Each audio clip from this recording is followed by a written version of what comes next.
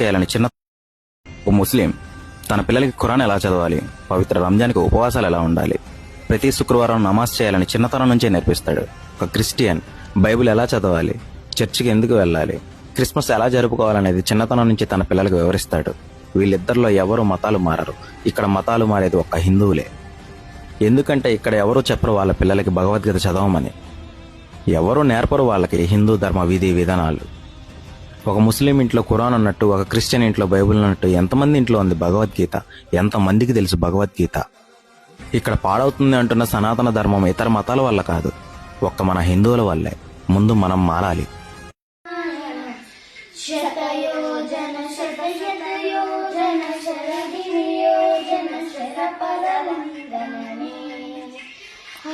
నా పిల్లలకి నేను రాముడి గురించి చెప్తున్నాను, నేర్పుతున్నాను.